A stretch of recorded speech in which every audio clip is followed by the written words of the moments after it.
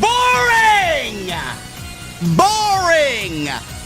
Boring!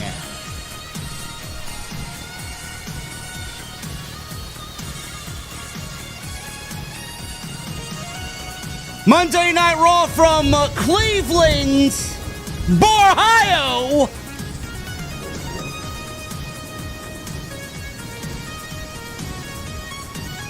If you guys are bored of the Elimination Chamber build so far, you're not alone. Predictable matches, people show up when they want to show up after months being away. And Bron Breakker may miss WrestleMania. That's fantastic. Fantastic.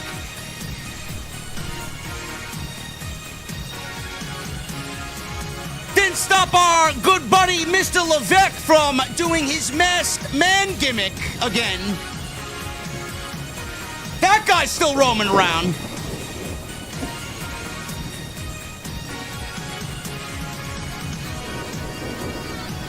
CM Punk and Finn Balor official for the Elimination Chamber. Becky Lynch versus AJ Lee official for the Elimination Chamber. And I'm bored!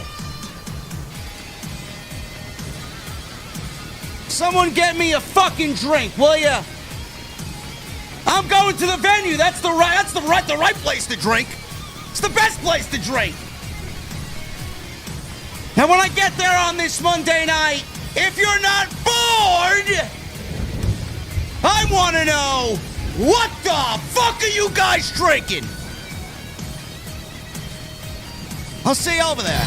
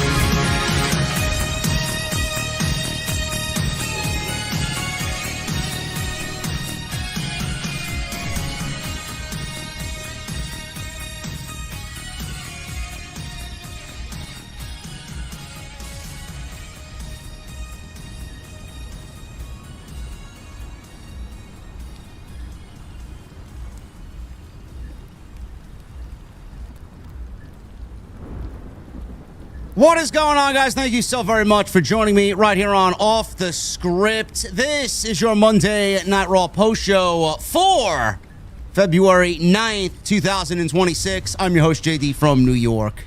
Coming to you live from the OTS venue inside my mother's basement.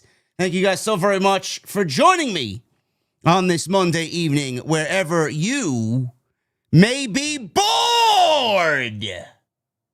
Boring. Boring. This show is boring. Boring. This show is boring. B-O-R-I-N-G. Boring.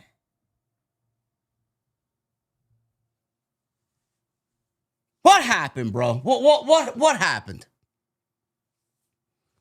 Does nobody know how to write captivating television anymore? What is with all the predictable matches, bro? What is it? Does nobody like a little unpredictability? Huh? Everything is so fucking predictable. Everything. I could sleepwalk myself through this fucking show and pinpoint all the fucking winners and losers on this show. Seriously. Fuck with me a little bit, please. That's all I want.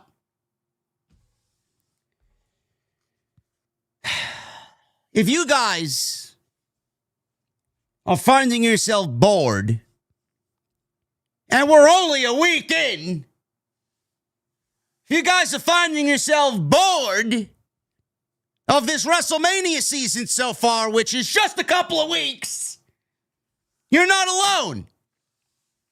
You're not alone. Roman Reigns wins the Royal Rumble. Liv Morgan wins the Royal Rumble. We got nothing last week outside of a Roman Reigns and CM Punk face-to-face that was miles better than anything on television last week. Friday night was fucking boring. And then Monday, another snooze fest on Monday night. Yet I'm supposed to believe Mr. Paul Levesque has everything under control. What does he have under control? He gave the fucking creative keys to the kingdom to fucking Elmo and Cookie Monster. Bro, this is the safest fucking show I have ever watched. It's gonna pain me to fucking say this, bro. This is fucking garbage. Garbage. There may be a little bit more unpredictability coming off of Wednesday night's Dynamite than there is on WWE television.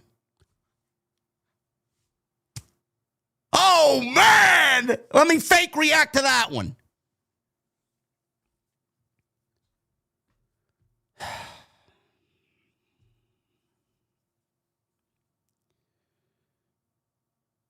I'm really trying to pinpoint what happened tonight. What exactly happened, chat? Anything? Anything of interest? Anything of note? What happened tonight? WWE's got 2 weeks till the Elimination Chamber. That's the only reason why they're putting matches together, because it's 2 fucking weeks away from the show. It's February 9th. They got 2 weeks left to go to book for the Chamber. And everything that they're putting into these qualifying matches is so fucking predictable.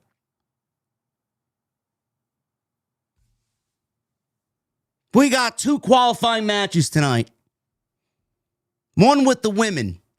Ivy Nile, Rhea Ripley, and Lyra Valkyria. Triple threat match. Elimination Chamber qualifier. Man, who's going to win that one, chat? Oh, man. I don't know. I don't know, man. My money's on Ivy Denial. Who the fuck is going to win it? This company, both companies, actually, both WWE and AEW are allergic to beating stars. How do you want me to stay engaged if you give me a fucking match that I already know the outcome to before we even ring the fucking bell? At least the men. At least the men's. That was a little bit more unpredictable. Could have went either way. It could have went LA Knight. We don't know nowadays with LA Knight. You know, being that he's such a fucking loser. I don't think he's a loser. I think he's great. WWE Creative doesn't see much in him. LA Knight or Penta. Then you had Austin Theory. So at least we had 2 of the 3 in that match. A possibility. LA Knight goes on to advance. He joins Randy Orton. And Rhea Ripley is in the women's chamber as well. And that's basically all she wrote for the chamber qualifiers tonight. Next week, we got more predictable chamber qualifiers, man. We'll go over what they are. Gunther's in one. I want to see how they finagle themselves into that situation. Why is Gunther in the Elimination Chamber? You do realize that if he's in the chamber, he needs to take a pinfall, right? Unless someone's going to magically show up in the chamber and fuck his chances up. How is he going to get out of that one. We'll figure that one out, I guess, over the course of the next 2 weeks. That's it for the Chamber qualifiers. Next week, we got Asuka, Bayley, and boring Natalya in the Chamber qualifiers. Gee, man, that's so exciting. So exciting. Bayley ain't going to advance, and neither is boring Natalya. There you go, Asuka. Have fun in the Chamber with Rhea Ripley. Elsewhere on this show tonight, CM Punk and Finn Balor is official for the Elimination Chamber. Balor wrestled Punk on his home turf, and now Punk is going to wrestle Balor on his turf in Chicago. I don't know what WWE's got planned. I don't know what tricks they got up their sleeve, but hopefully we get a little bit more progression in the Judgment Day story, because Dominik didn't really think Finn should be concentrating so hard on the WWE Championship, citing that his time may have passed, his window may have closed. You know, McDonough's going to be back. You and JD could go for, not me, McDonough. You and JD could go for the Tag Team Championships. He's going to be back pretty soon. Balor found that to be quite offensive. So we went out there and interrupted CM Punk's promo. Punk then came out there and was angry because Balor interrupted his promo time with Michael Cole. And we got this angry, very volatile CM Punk who wanted to fight Finn Balor in Chicago, but Adam Pearce didn't want to make the match for some reason. He eventually made the match after about a 5-minute stare down, and the match is now made official for Chicago for the World Heavyweight Championship. The weird narrative about CM Punk putting the Roman Reigns WrestleMania main event in jeopardy because he wants to defend the World Heavyweight Championship before WrestleMania seems a little bizarre. I don't know why that's a narrative, unless you're trying to tell me something and foreshadow something that none of us want to see, and that is CM Punk getting injured. You're gonna welcome bad karma if you put that out there into the universe. Because now all I look at is, what are they trying to tell me? Do not jinx CM Punk going into WrestleMania and main eventing night 2. Don't. You will not like the results. That's made official. That was an entertaining segment. I thought Punk handled himself, again, like a masterclass on the promo.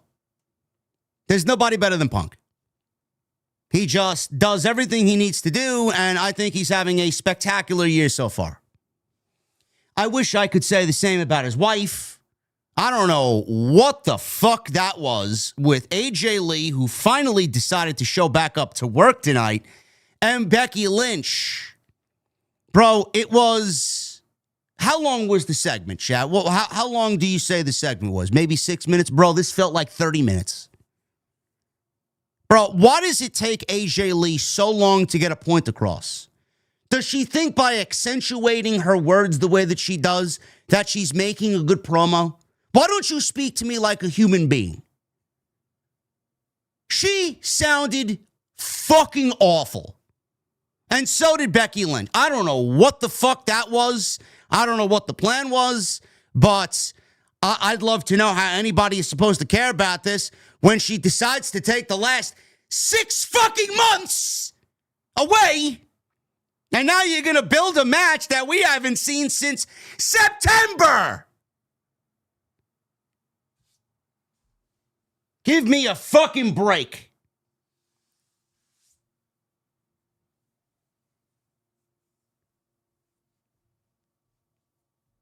Tag team titles are on the line tonight. Alpha Academy, they got a tag team title match tonight against the Usos because there's no other tag teams in the fucking division. What an off night for the Usos, huh? I can't wait for Jey Uso to go on Instagram and complain that the fans didn't like his match again. Maybe if you actually connect on those super kicks that missed tonight, a couple of them, and maybe you didn't fucking botch 3 or 4 times in a single match, maybe the fans won't be critical of your performance, Oos. What happens now to the tag team championships? Are there any other teams in the division? Oh, that's right. We still got the Creeds. I think there's 2 active teams in the division. One got destroyed last week in a 2-on-1 situation, and the other is Tozawa and Otis. Great. Super exciting stuff there in the tag team division. Natty wrestled Maxxine. If you blinked, you missed it. And Bron Breakker is injured. Bron Breakker has a hernia problem, which required major surgery because WWE let him go out there and be the crazy psychopath that we all expect him to be.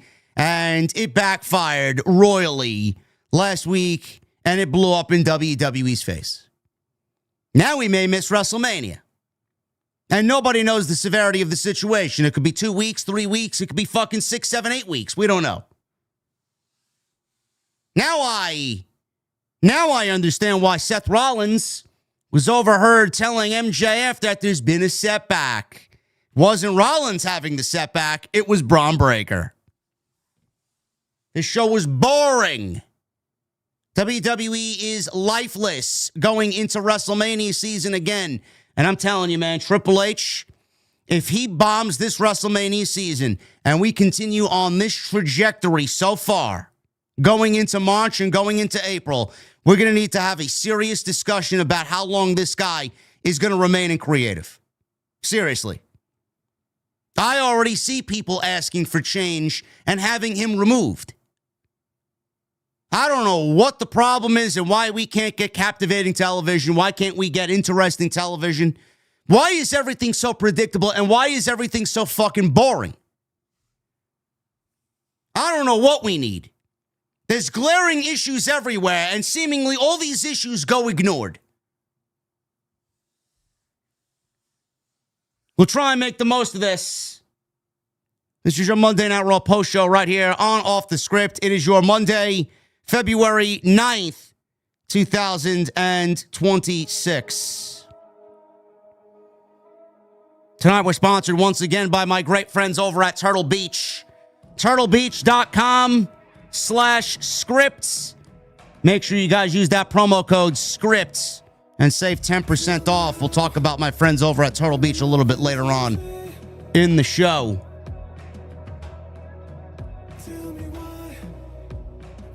Follow me on social media at JD from NY206, Twitter, Instagram, TikTok, and Cameo.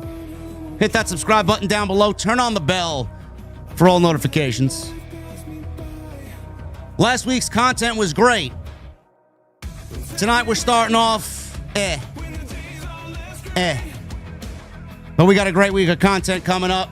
And like I said, man, February is going to be something.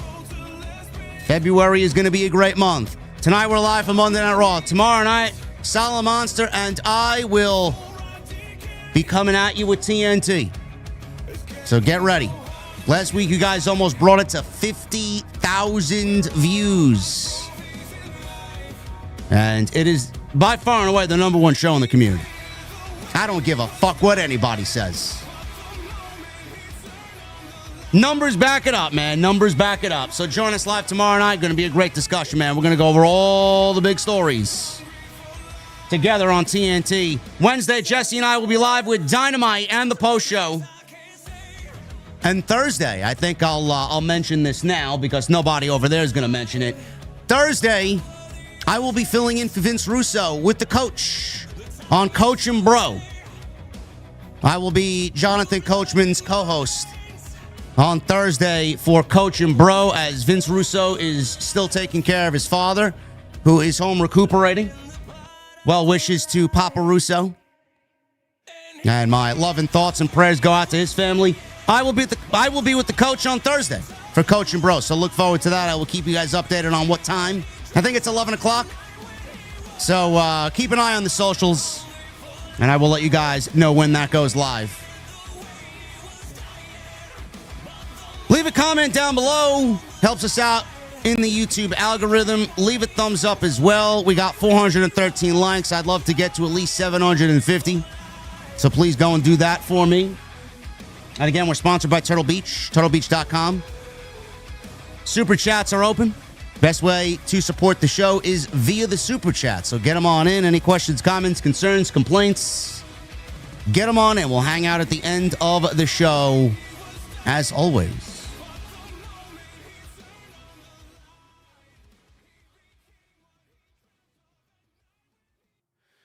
All right, man. Monday Night Raw. Let's get into this show. I did not have a good time with this show tonight. Did not.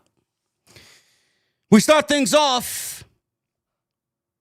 I will get to the Bron Breakker situation when we get to the Vision segment, because the Vision did have a segment tonight, and I will talk about the Bron Breakker situation. Becky Lynch,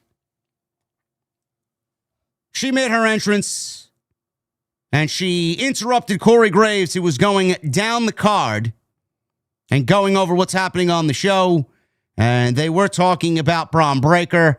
Michael Cole said that they had breaking news on Bron Breakker, who suffered an injury while training last week, and he underwent surgery and will be out indefinitely. No, he did not suffer an injury via training. Bron Breakker suffered an injury by flipping the commentary table over last week in the beginning of Monday Night Raw. Becky Lynch interrupted the commentary, and she made her entrance down to the ring. Graves says he didn't mind because it was Becky Lynch interrupting her, or interrupting him, and it was her that did it. She said there's only so much disrespect a woman can take around here. She said she expected to make a big announcement that the corruption at the Royal Rumble had been addressed. She said then she saw AJ Lee backstage, and Becky was then interrupted by AJ Lee's music with her skipping to the ring. So Becky asked what she was doing here. AJ said that she was there to support Maxxine Dupri and then hang out backstage in catering. Becky said she understands her thing, acting so cute with those eyebrows. Becky said she's yapping and keeping her awake and ruining her life like a little yipping dog. She said she's ruining her life. AJ says that's a little bit dramatic, Becky. A little bit dramatic.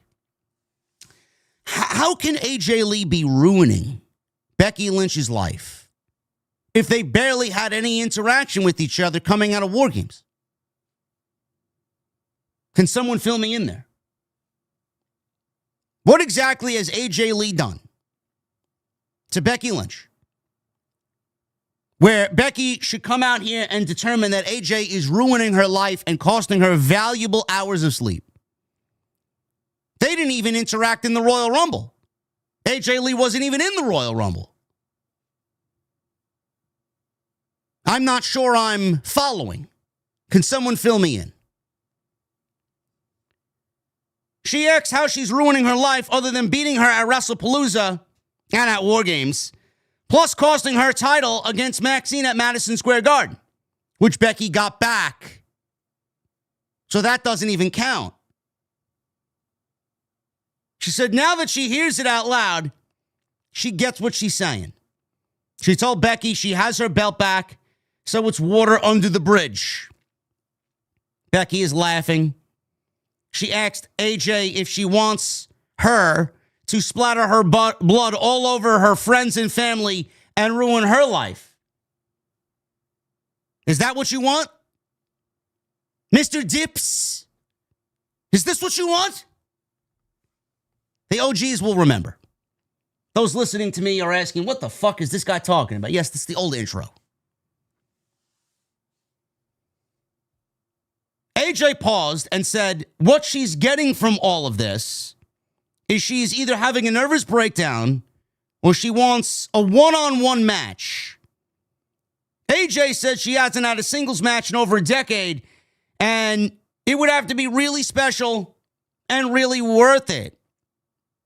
AJ said that she is one of the greatest of all time. If I beat you, what does that make me? So AJ admitted that Becky is one of the greatest of all time, and then went on to say, well, if I beat the greatest of all time, what does that make me? Does that make me the greatest of all time? No, because Maxxine beat Becky Lynch, and nobody is here stating that Maxxine Dupri is the greatest of all time. Nowhere close. Maybe it makes me lucky. Or does it make me better than you?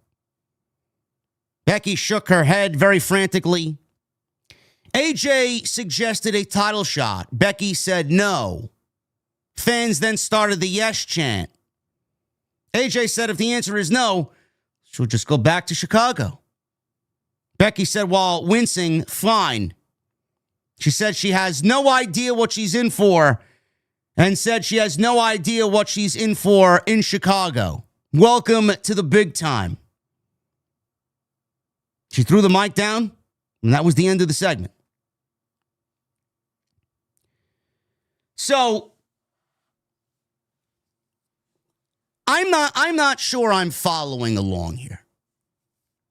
Like we all expected AJ and Becky at WrestleMania, which we still may end up getting that at WrestleMania. I'm not saying that it's not going to happen because there really is no other match for Becky besides AJ Lee at WrestleMania.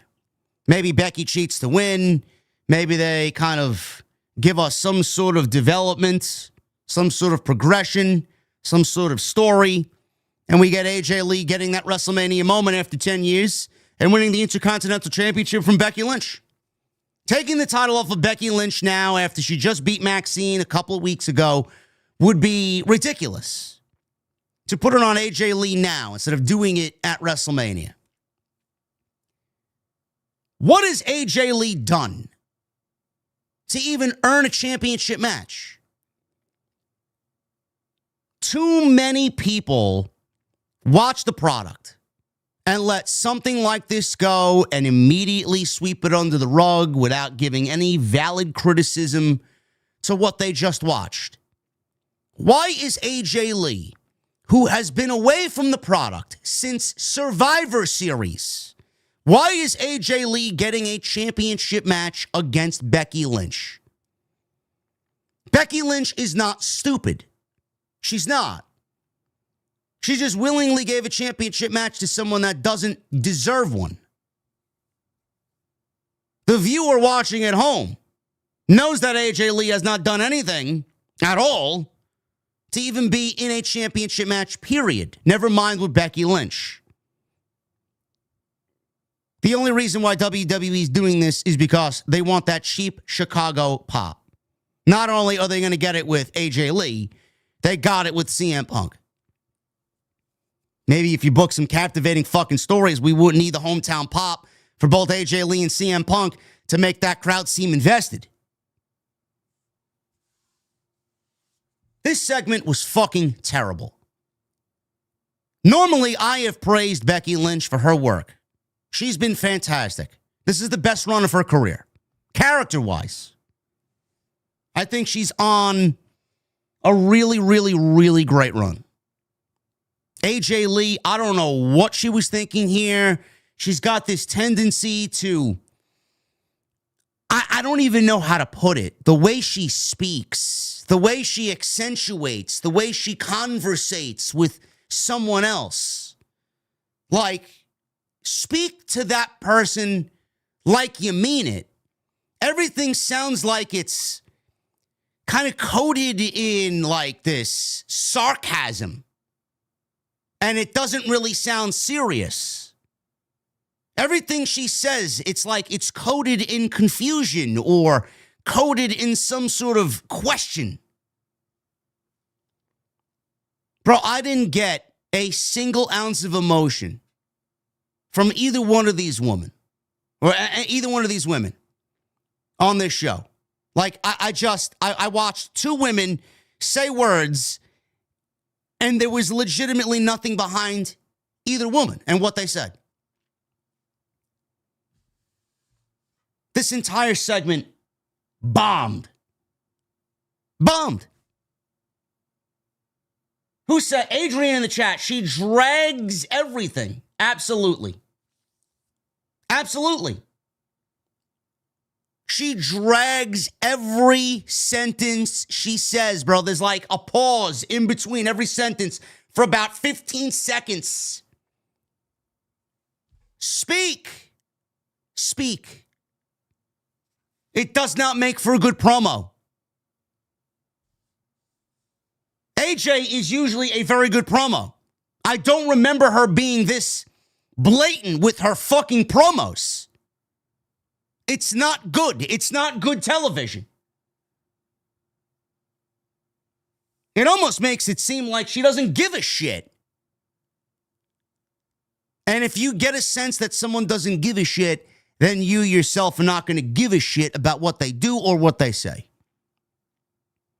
So once again, good old Sesame Street Levesque, with no rhyme or reason why this match is happening, because AJ's made 2 fucking appearances on WWE television since she came back on a major pay-per-view, one at WrestlePalooza and then one at War Games, and then took the fucking rest of the year off, finally decided to show back up to work tonight on a random whim with no fucking advertisement behind it.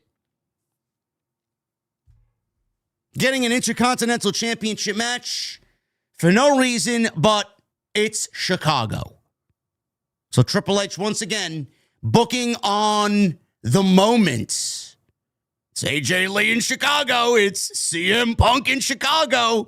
That'll really get him. They are absolutely using the moment as a crutch for their booking.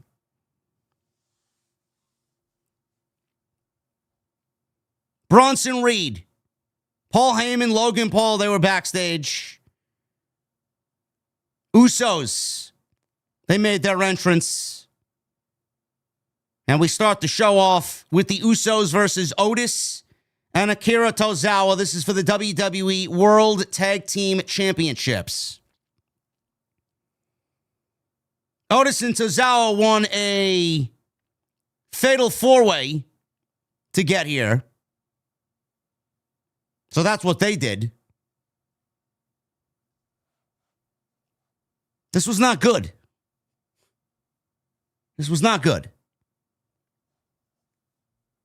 Otis and Tozawa were okay. The Usos were not. Otis and Tozawa were all over Jimmy and Jay early on. Otis press slammed Tozawa over the top and onto both Usos. We go into a commercial break. Usos took control. Tozawa knocked Jay off the apron before getting hit with a Samoan drop by Jimmy. Moments later, Jay punched Tozawa behind the referee's back. Tozawa, he planted Jey Uso with a DDT, and I mean planted him head first, so much so that the referee quickly went over to go check on Jey Uso because he got nailed with that DDT. Tozawa made the hot tag to Otis, who ran wild on both guys before hitting Jimmy with the world's strongest slam. He goes for a cover. He gets a 2 count. Jay made a blind tag, cut off a caterpillar attempt with a super kick, which missed completely. So Otis was doing the caterpillar. He was targeting Jimmy. Jay came in mid-caterpillar and tried to intercept with a super kick. The thing is, Jey Uso completely missed the super kick. He slipped. His knee came down on Otis, and Otis had to sell for a non-existent super kick. But as long as we get this, as long as we do this, everything's all right, right? There you go, man. I can botch, but as long as everybody's doing this. Fucking awful. Uso super kicked Otis. Tozawa made a tag and delivered multiple suicide dives. He then mocks Jay's run it back, and he hits another suicide dive, which was great. Tozawa hit Jimmy with a beautiful diving senton. Can I tell you how underrated Tozawa is? Tozawa's great. If they let the guy fucking wrestle, he's great. Diving senton by Tozawa on Jimmy. He gets a 2 count. Otis tagged in. Jimmy super kicked both Tozawa and Otis. Usos gave Otis a double spear. Then they followed with the 1D on Otis. Jay pinned Otis 1, 2, 3. So they defeated one of the 3 tag teams in the division. Last week, the other tag team in the division, the War Raiders, got devoured by Obafemi. Who's next, you ask? Byron Saxton gets into the ring after the match. Usos were asked what's next going into WrestleMania. Jay gave Alpha Academy a shout out. Jimmy says they would continue to be the best tag team in the game. But what he wants next is to see Jay qualify for the Chamber. Win the Chamber. Go on to being main event Jey Uso. Everyone said, yeet.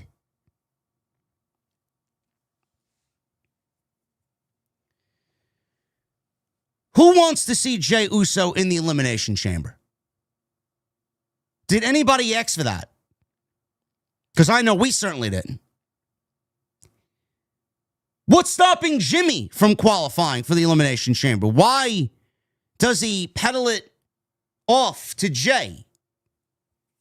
Why doesn't Jimmy go out there and qualify for the Elimination Chamber?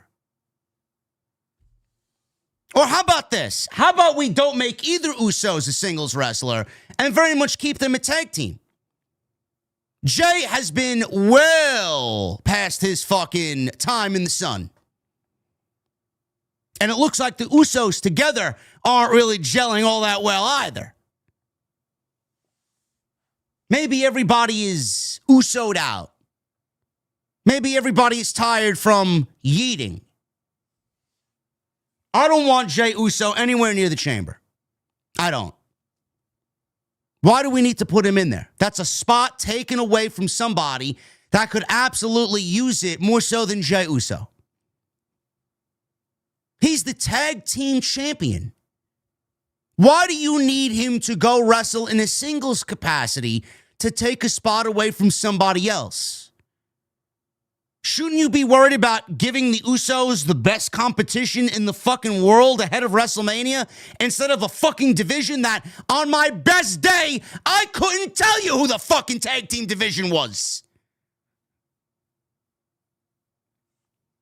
Concentrate on fixing that, which is fucking terrible, instead of putting this clown in the Elimination Chamber.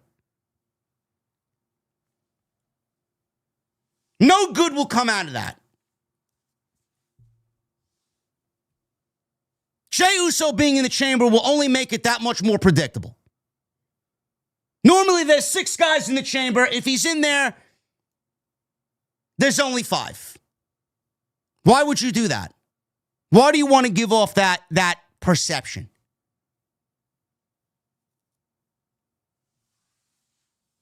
Usos win.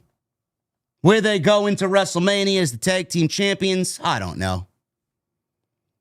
If they ain't giving me Usos versus Lucha Brothers or Usos versus the Hardys or something completely out of the box, completely out of left field, nobody cares.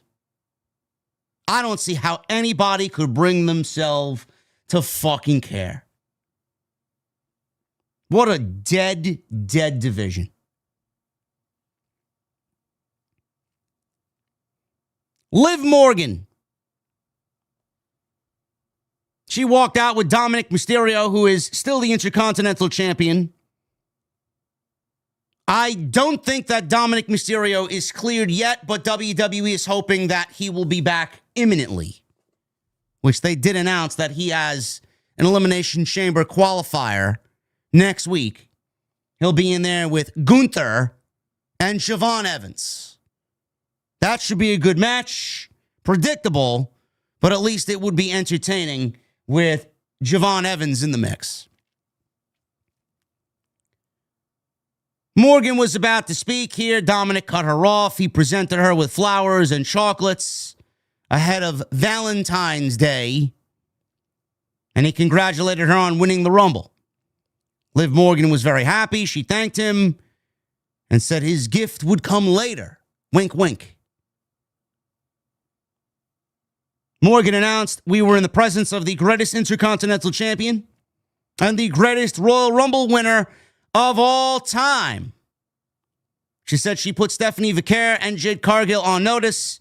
They were afraid of her because they knew they would lose at WrestleMania if she chose to face them. Dominik was about to speak. He got scared when pyro suddenly went off. Very similar to what Kane's entrance was with the fire pyro on the stage. Stephanie Vaquer made her way out with her awful fucking music. Awful. I don't know, chat. I don't know.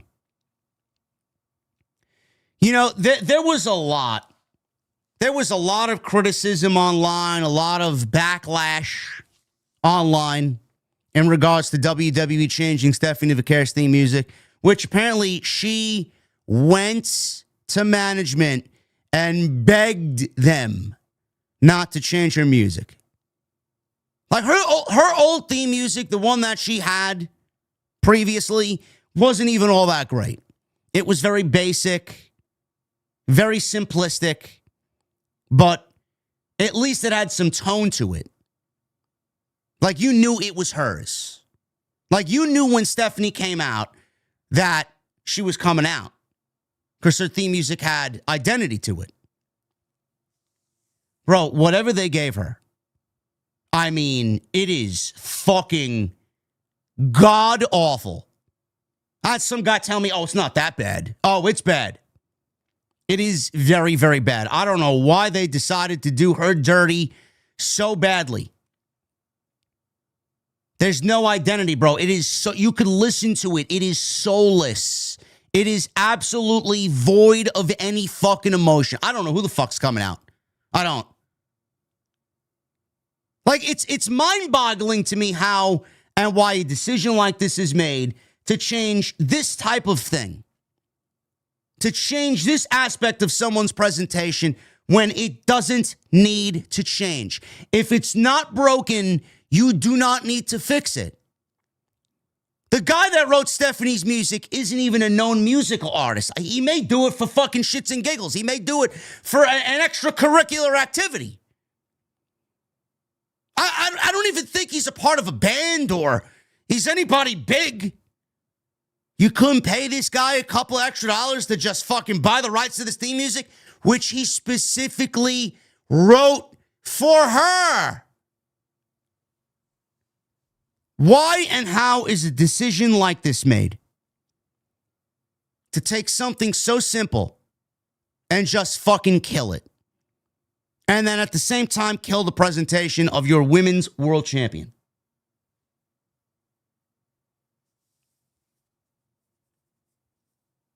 She comes out. Music is fucking terrible.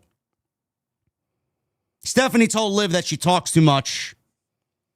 She said something in Spanish. Morgan wanted Dominik to translate. Dominik didn't repeat what Stephanie said, so he responded to Stephanie in Spanish. Morgan wanted to know what he said. Stephanie responded, he said, he's a little bitch. She accused Stephanie Vaquer of wanting Dominik and offered her a Hot Girls Love Dominik shirt. And then she tells Stephanie, by the looks of her, she doesn't think she's qualified to wear it. All right, bro, listen. Bro, you could have Liv Morgan go out there and say anything at all, man. But when you want to relay to me, now I know Liv is going to be a petty bitch in this promo, and she's going to get under Stephanie's skin. But, bro, you want me to believe the words out of your mouth. Does anybody genuinely believe that Stephanie Vaquer is not worthy of wearing a Hot Girls Love Dominik t-shirt? What are we trying to imply there? Because I don't believe it. At all. Stephanie then told Liv Morgan, please pick me. Please pick me so I could kick your ass at WrestleMania. Morgan says she didn't plan to rush into making a decision. She then stated, if you don't like it, you can cry about it, puta. She called Stephanie a whore. Very classy. Stephanie was pissed at this line and slapped Dominik instead of getting at Liv. Stephanie stormed off instead of just going after Morgan, and that's where we leave things right now. I actually enjoyed this segment. I thought this was the most comfortable Stephanie looked on the microphone. You don't need to give her some huge fucking monologue out there and have her recite line after line after line and have her just get visibly lost in front of the audience. I thought what she did was very good. It was very quick. It was to the point. And you got across what we needed. She was angry. As soon as that puta line was hit, you knew Stephanie was angry. So I can tell you right now, they are withholding Liv's decision. I think this was a pretty impactful statement here on what the Women's Championship match is going to be at WrestleMania. Liv Morgan is not choosing Jade Cargill at all. So the winner of the Chamber is getting Jade. Liv is very much challenging Stephanie for the Women's Championship at WrestleMania. And all I hope is that WWE builds Stephanie up over the next 8 weeks and gives her some real push and gives her some real TV time so that the fans could get invested in what the match is going to be. You don't want her going into Mania lukewarm. Heat her up the best way you can and get that woman the crowd reaction that she deserves. Because I don't think WWE has done Stephanie a good job at all. Very unmemorable reign. Nothing big has happened. It just feels like Stephanie is holding the belt and keeping it warm for whoever is next. Which it could very well be Liv. And that could be a centralized story in the Judgment Day angle. Stephanie has not made that championship her own. And WWE has not done Stephanie any favors because they haven't put anything into Stephanie's reign at all. So how are you going to expect Stephanie to make the championship when WWE hasn't given Stephanie the creative to actually make the championship? Ever since she won the vacated championship, it just feels like she's keeping it warm for whoever's next. Triple threat match. This one was an Elimination Chamber qualifying match. Rhea Ripley, who is one half of the Women's Tag Team Champions, against Ivy Nile and Lyra Valkyria. This one went 9 minutes. This one was also very sloppy. And this one was very predictable. Pick it up after the commercial break here. Ivy Nile was upside down in the corner while Lyra climbed over to set up Ripley for a superplex.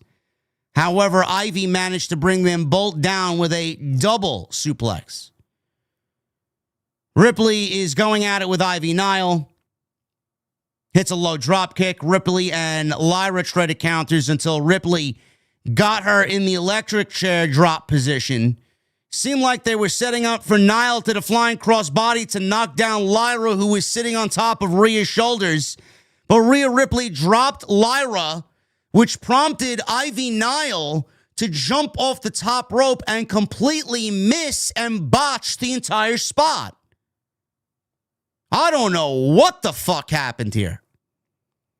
So instead of holding Lyra up and waiting, and she was out of position to boot, was Rhea Ripley, she just dropped Lyra face first, and Ivy just jumped off the top rope and hit nothing.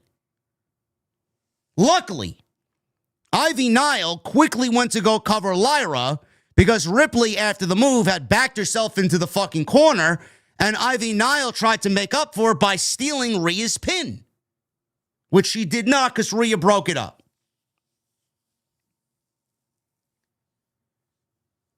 Nile gave Ripley a snap German suplex. Ripley almost landed badly on Lyra. Nile gave Lyra a spinning Uranage for a 2 count before applying a dragon sleeper, which Rhea broke that up with a headbutt. Ripley went for Riptide. Niall countered with a backstabber. Lyra hit Niall with a Nightwing, but Rhea Ripley flew in and hit her with a big running knee strike, followed quickly with a Riptide on Lyra. 1, 2, 3, and Rhea Ripley joins Tiffany Stratton in the Elimination Chamber. This was not good. This was also very predictable.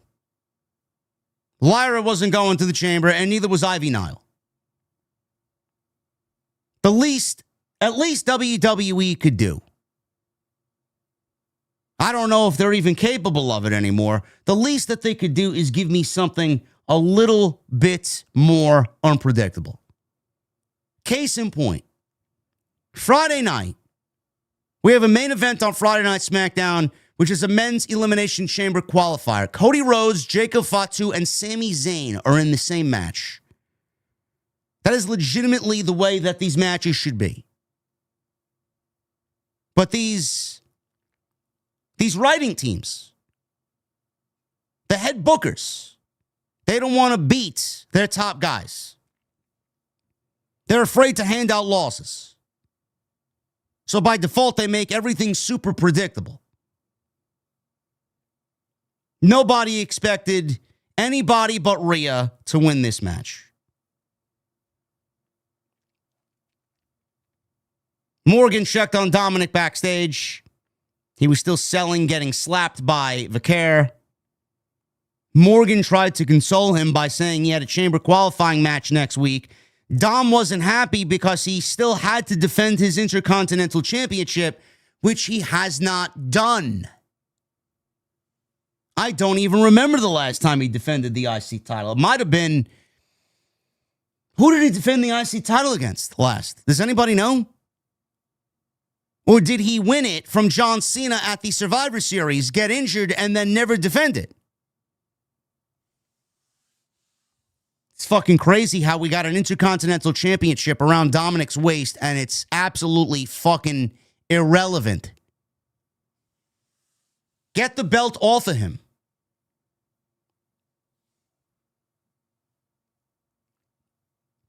Finn Balor was sitting in the Judgment Day clubhouse. He was all sad. He was all dejected. Dominik went over to talk to him, saying, JD McDonough will be back soon. Him and Finn could go after the tag team titles. Balor says, I'm not done with Punk, and I want the world championship.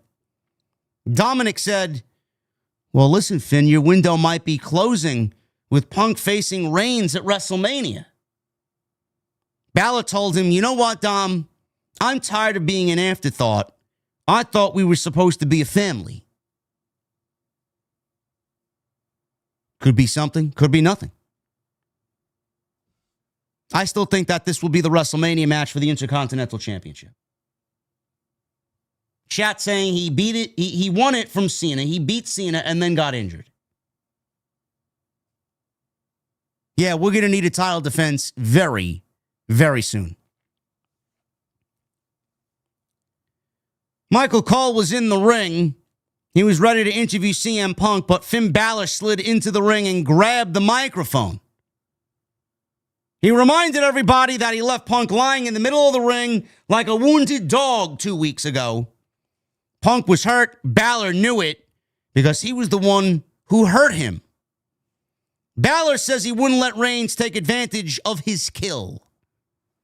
It wouldn't be the first time Reigns took advantage of Finn Balor. Last time Reigns took advantage is when the top rope snapped on Balor while he had Reigns beat in the middle of the ring for the title. Oh, I remember that. I remember that very well. Everybody fucking hated it. Balor was tired of being an afterthought and tired of being pushed around. He wanted Punk, and he wanted the World Heavyweight Championship match at the Elimination Chamber. Punk beat him on his turf, so Balor says he would beat Punk on his. Adam Pearce walked out with security, yelling, no, no, no, no. Pearce says they already had this conversation. Balor had his shot. It was too late to get another. So let me get this straight. It's too late for Finn Balor, but AJ Lee could come back after all these months away, ask for a title shot, and get granted an Intercontinental title shot against Becky Lynch. But Balor wants a shot, and it's too late for Finn Balor. Does Adam Pearce have something against Finn Balor? He kept him out of the Rumble. He doesn't want him to get a championship match against Punk. Something fishy's going on. The world title was spoken for, says Adam Pearce. You know, that's funny. It's spoken for at WrestleMania, which is, 10 weeks away? Why are we giving Balor this level of disrespect? There's got to be a title defense in between now and WrestleMania, right? Pearce says he's known Balor for a long time and didn't want this to get ugly. Oh, don't worry, Adam. The show is already ugly. He asked Balor to leave the ring or else security would get involved. Punk entered and chased Balor out of the ring. Security got between them as Balor stood on the announce desk. Punk is in the ring now. He said Balor wasn't an afterthought. He was his first thought. And he deserved an ass beating. Punk invited him into the ring for a fight. He says he wasn't fighting for nothing. He wanted Punk to put the title on the line. Punk accepted and wanted the match right now. Pearce declined the match because he didn't want to risk the WrestleMania main event. Punk demanded he make the match because, as the champion, I deserve to have a say, he says. If not, he would chase Balor around the arena all night until he gets his match. Pearce then reluctantly made the match official for the Elimination Chamber. The crowd cheered, but then they booed when Adam Pearce says it would take place at the Elimination Chamber and not tonight in Cleveland, Ohio. So Punk says he wasn't jeopardizing anything. He was building something. He was chasing greatness. He was being the fighting champion the people deserve to see every Monday night. He said these things because Michael Cole asked him why he would jeopardize one of the greatest main events in the history of WrestleMania against that, Finn Balor. So you can clearly see what the WWE narrative for this WrestleMania match between Punk and Reigns is going to be. It hasn't even taken place yet, and they're already calling it one of the greatest main events in the history of WrestleMania. Bro, you got 41 years. 41 years of WrestleMania to live up to. Why would you put that daunting task on the shoulders of Punk and Reigns? Now, granted, last year's main event was fucking fantastic between Rollins, Punk, and Reigns. Will they be able to top what they did last year? It will be easy to top what Cena and Cody did, being that match was one of the worst WrestleMania matches of all time. But you can see where WWE is going with their narrative. The greatness he was chasing was a story that he told 10 years ago when he was champion for over 400 days. He tried to be just 1% better every day. He would fight anybody, anywhere, to prove that he was what he said he was, the best in the world. He wasn't jeopardizing anything. He was brave enough to know there was no reward without risk. He was humble enough to know it could end at any time, but he was also confident enough to know that shit ain't gonna happen. Punk didn't believe Reigns when he said he hated him. Punk was building something, and Reigns hated that he couldn't stop it. WrestleMania would only end one way, with his hand getting raised. CM Punk was great here. CM Punk is always great on the microphone. 9 out of 10 times, he hits a home run. But you can clearly see that they need something for Punk to do between now and WrestleMania. And this is basically a in-between, let's keep him busy type of match. CM Punk is not losing the World Championship to Finn Balor. The story here is Finn Balor losing and the Judgment Day becoming even more upset and disappointed with Finn Balor. I don't know what the story is going to be going in and coming out as it pertains to the Judgment Day, but I hope at least we get a tease or some sort of direction for Finn Balor and Dominik Mysterio for the Intercontinental Championship at WrestleMania. Because that's exactly where we should be going, and that should be the match. Balor with the IC title. I think Balor out of the Judgment Day, giving him a babyface run is the best way to go. He's been a non-factor in the Judgment Day ever since J.D. McDonough got hurt. And I think this loss to Punk at the Elimination Chamber in Chicago should be the catalyst to kick things off there. And I hope WWE is primed and ready to tell that story because we need some sort of direction for the Judgment Day. Liv Morgan hasn't given us an answer about where we're going with her going into WrestleMania. Dominik just got back after being away for 2 months, and Balor's done largely nothing. I'm tired of waiting. I hope WWE is tired of waiting as well, and we get something happening in Chicago.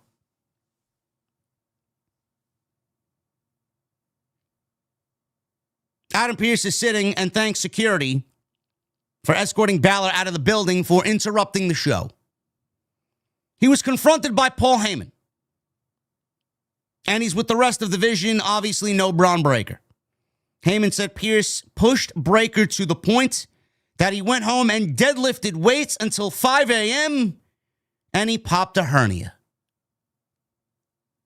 Yes, let's blame Adam Pearce for Bron Breakker's early morning rise in the gym.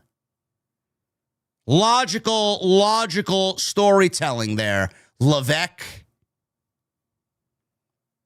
It was a career-ending injury for anyone but Bron Breakker. Heyman put the blame squarely on Adam Pearce. Adam Pearce then got up. He got in Heyman's face. He knew Breakker was the future. And nobody besides the Vision wanted Breakker back faster than him. At least he admits it. He won the Vision. You guys have a Elimination Chamber qualifier with Austin Theory representing your group. Nobody gets involved in the qualifying match. And that is a threat. Logan Paul wondered what Adam Pearce was going to do about it if they did get involved. Logan says that he was the biggest star to come out of Cleveland, and Pearce would do nothing.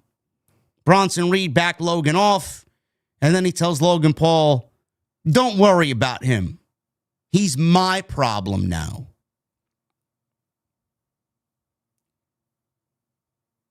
Bron Breakker's the big story coming into and coming out of tonight because he wasn't there. And the news was that he is potentially going to miss WrestleMania. Bron Breakker has been sidelined with an injury following a physical segment last week on Monday Night Raw. WWE is never going to admit that he pulled a hernia flipping the table over last week on Monday Night Raw, but that's exactly where it happened. Injury spot came in where he flipped the announce table over and has since undergone surgery to address this injury. According to a report from PW Insider, the injury occurred specifically when Breakker flipped the table over during the broadcast last week. The physical exertion required for the spot resulted in damage that called for surgery. PW Insider reports, and I quote, "We are told that Bron Breakker was hurt during last Monday's Raw when he flipped the table over. The situation developed quickly throughout the week. By Wednesday, February 4th, medical evaluations confirmed the severity of the injury, and it was determined that surgery would be the only course of action to repair the hernia." PW Insider says, "We were also told that by Wednesday, February 4th, it was determined he was going to require surgery. As a result of the procedure, Breakker has been pulled from all upcoming live events and the television show. there is currently no estimated date for his return to the ring, leaving his status for WrestleMania in doubt. He was reportedly expected to wrestle Seth Rollins at WrestleMania in Vegas. And according to Fightful Select, Breakker was complimented by a source for working through the pain during the broadcast. Now, while the situation initially raised concerns about his availability for WrestleMania, the latest update provides a glimmer of hope. Fightful Select is reporting that while they haven't heard an official update on his status for Mania, sources in WWE are optimistic that Breakker can return in time for the show.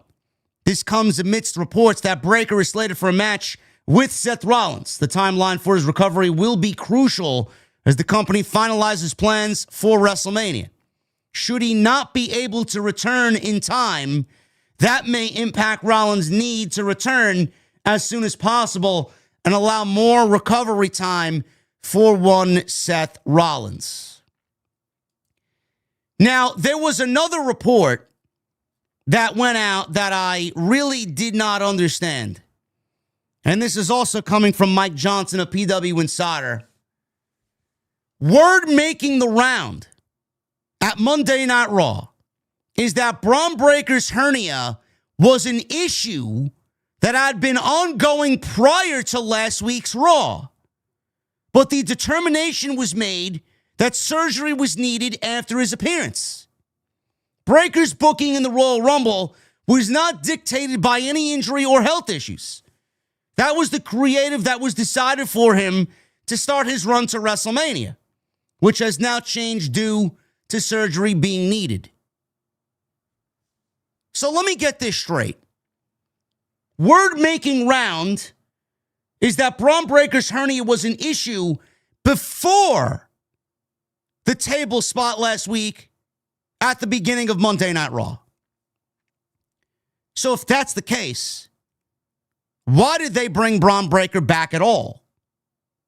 If Bron Breakker was working with a potential injury and they had already suspended him from the television show for putting his hands on Adam Pearce, why did they make such a big deal about bringing him back and having Adam Pearce meet him face-to-face to then only put him in the Royal Rumble, put the rest of the division in the Royal Rumble, and then in the Rumble give him an elimination in 5 fucking seconds? Don't you think it would have been better off if they left him off television to let him go get the surgery that he needed and take care of the injury as needed, which would allow him more time for recovery so that they would not chance him to miss WrestleMania? I am very confused by this report. It does not look good for WWE. Why did they bring him back at all? That doesn't make sense. If you knew he was hurt, why did you have him physically exert himself in the Rumble? Why did you have him get physical last week by doing something completely unnecessary, by flipping a table over, which probably only aggravated the already bad injury? Sounds like WWE might have been reckless with Bron Breakker. And if Breakker's going to miss WrestleMania, Triple H and WWE Creative have nobody to blame but themselves. Now, supposedly, there was another report, and I'm going to lump this in here because this is really interesting stuff. Dave Meltzer gave you a timeline of events about how the WrestleMania main event landscape has changed from the beginning stages to where we see it now. Meltzer detailed the original strategy, which focused on the 4 biggest stars in the company: Rollins, Reigns, Punk, and Rhodes. The plan was to finally deliver WrestleMania this year with Night 1 and Night 2 main events of Rollins and Reigns Night 1 for the World Heavyweight Championship, and Night 2 would have seen CM Punk and Cody Rhodes in the Night 2 main event for the WWE Championship. So Reigns would have went on to win the Royal Rumble. Rollins would still be the World Heavyweight Champion. Punk would go into Chicago, win the Elimination Chamber, and challenge Cody Rhodes for the WWE Championship. If Rollins didn't get hurt, you're looking at two main events that would absolutely be the best main events that WWE had at their disposal for a WrestleMania. No matter how you look at the Mania card, no matter who you listen to that fantasy books a card with where we sit right now, none of it would be better than those two main events right there.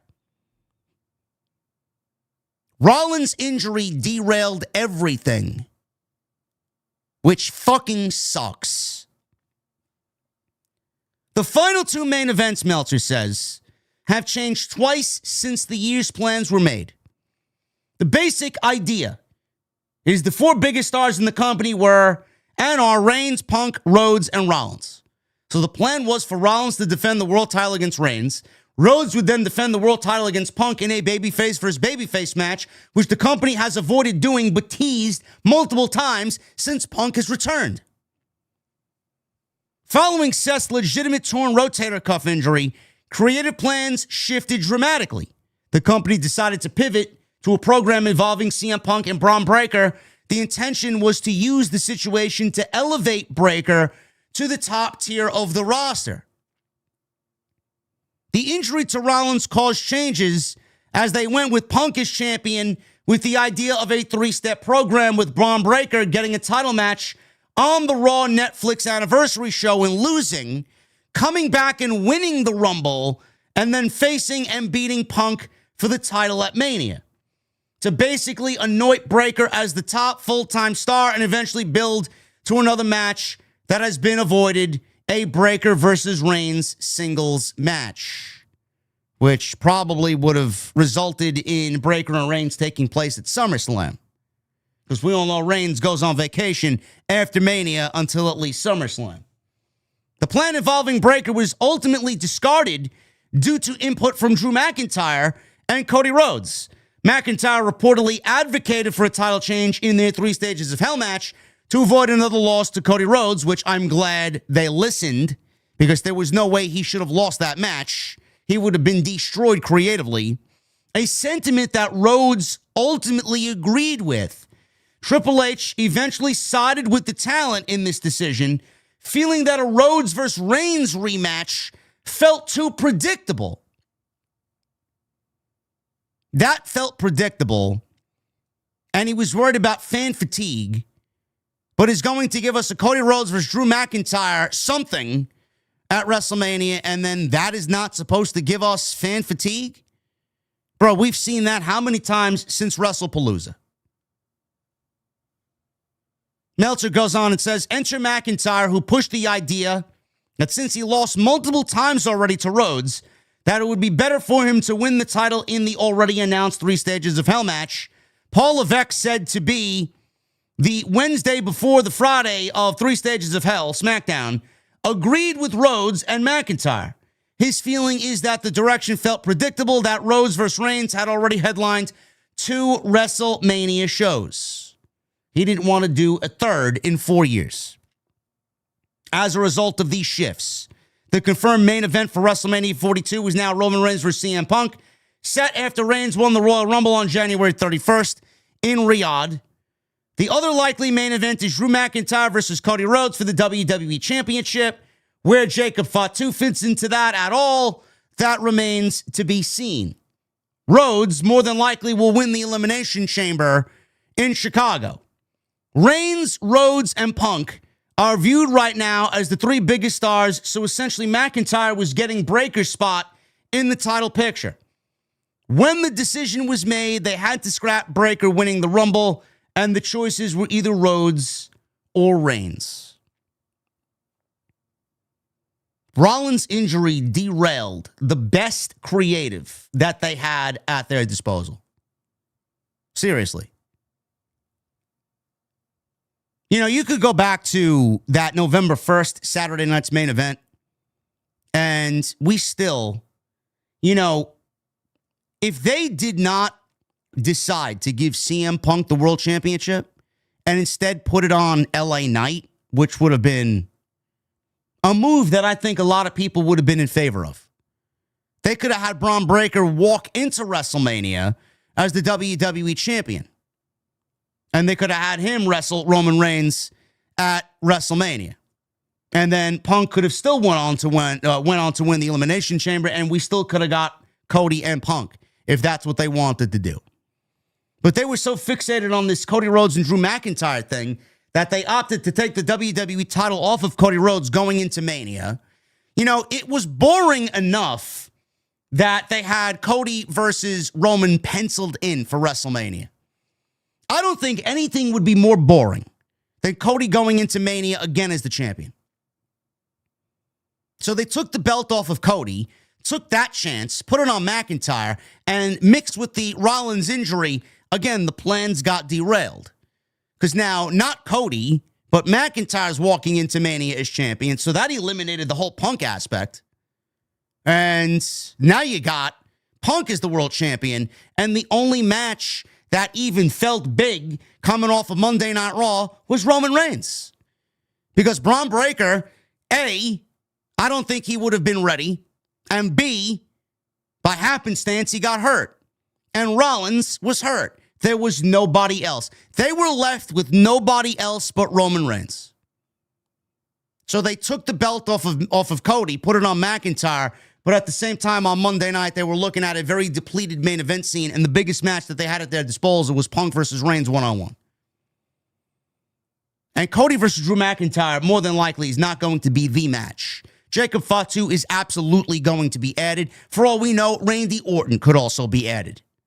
It could be a triple threat with Randy Orton. It could be a fatal four-way with Randy Orton and Jacob Fatu. So I don't know. I don't know. But if WWE had absolutely injury-free, no injuries to worry about, we were looking at Rollins and Reigns and a vision still led by Seth Rollins, then the Breakker thing probably would have happened not in October, but at WrestleMania. And then Punk would have went on to win the Chamber and maybe beat Cody Rhodes for the WWE Championship at WrestleMania. Imagine what the timeline would be if Seth Rollins didn't opt to do a fucking coast-to-coast in Australia against Cody Rhodes. Just imagine. So Bron Breakker is potentially, we don't know the status. He's potentially missing WrestleMania, but people have been telling me all day the severity of the hernia could result in him being out 2 or 3 weeks. It could result in maybe him being out 7 or 8 weeks. We could be looking at Breakker coming back within a month's time of WrestleMania. And the fact that WWE ran this angle tonight and showed the Masked Man again tonight in the main event, I don't think WWE does that unless they know Bron Breakker is also going to be back in time for WrestleMania. Now, it's going to be a little long in the tooth. It's going to be a little repetitive. Now that Breakker can't be on TV and he's got to go through rehabilitation and he can't be at the TV shows, this Masked Man is now going to cost the vision elsewhere across Monday night. Bron Breakker would have been in the Elimination Chamber, and the Masked Man probably would have been revealed at the Elimination Chamber by ruining Bron Breakker's chances of winning the Chamber and getting to WrestleMania. Now I don't know what we're going to do. They may actually hold off on revealing who this Masked Man is, which apparently it's supposed to be Seth Rollins. Seth Rollins was at the Super Bowl Radio Row this weekend, and he had a little meetup with MJF, who was also there. And if you guys watch their face-to-face, he mentioned something about a setback. You can audibly hear him say that something happened as far as a setback. We may be looking at the setback. It might not have been Seth Rollins having the setback. It might have been Bron Breakker. So Bron Breakker's out. I just don't believe that original story, that WWE knew that this guy was hurt and knew this guy potentially needed some medical, and they let him go out there and do what he needed to do anyway. If you knew this guy was injured already, why did you risk worsening the injury? Why didn't you call him to be off TV to go get this taken care of so that it would leave you plenty of time with no worry about his status for WrestleMania? Now he did this spot last week, probably made the injury worse, and now you're really pushing it to a point where he may not even make it back for WrestleMania. I find that to be very, very careless. Very, very careless.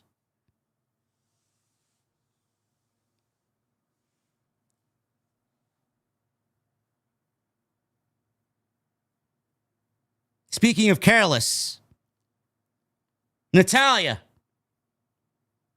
She went one-on-one with Maxxine Dupri. This match went 1 minute.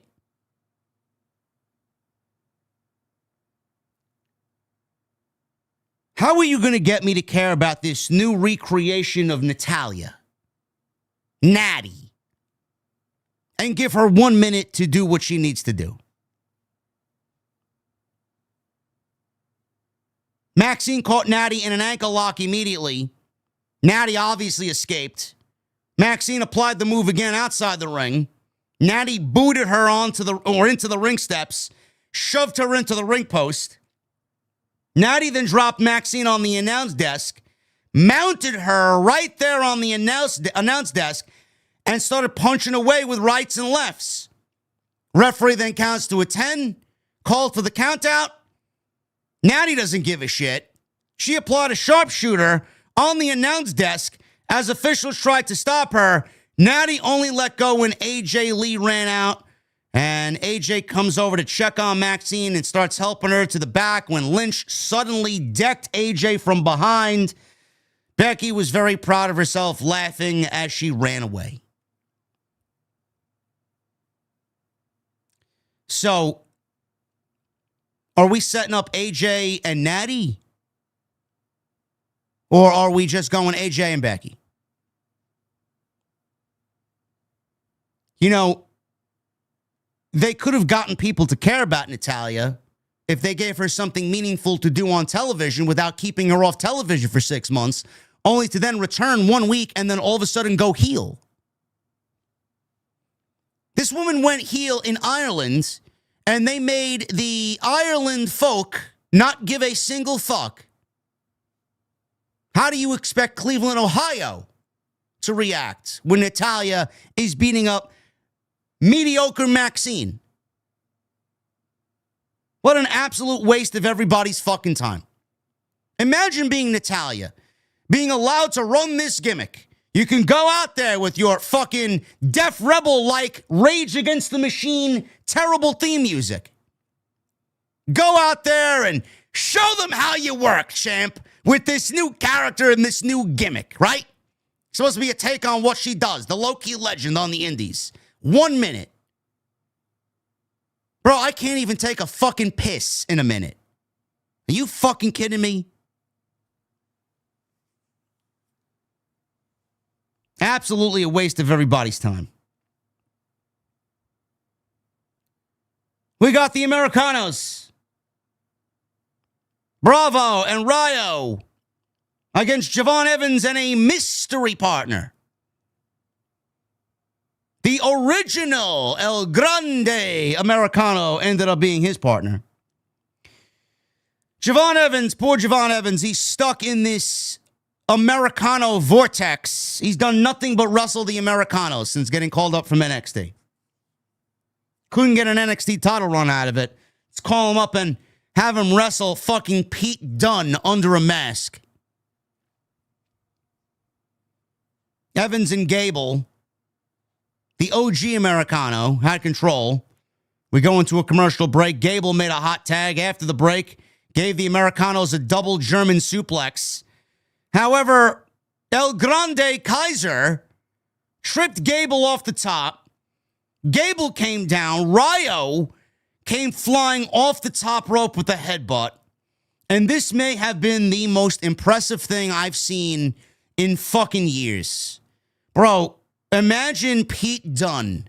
Oh, no, that's not Pete Dunne. That's Tyler Bate.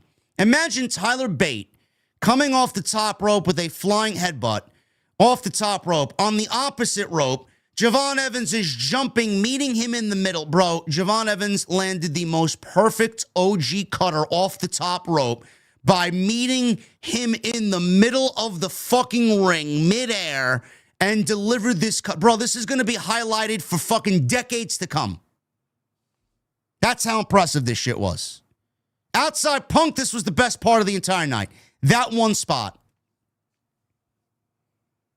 Unbelievable. They had the right camera angle perfectly queued up. They must have knew it was coming.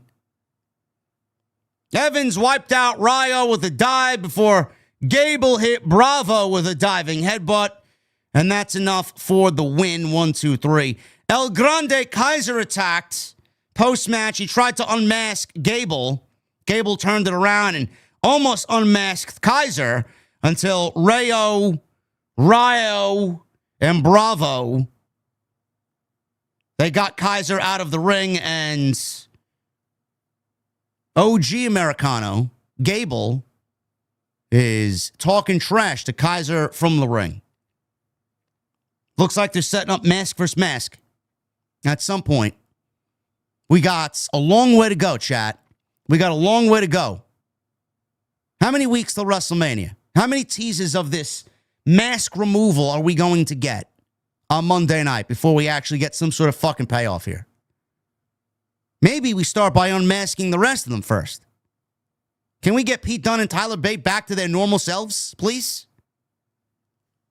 This whole group is fucking terrible. Kaiser's great.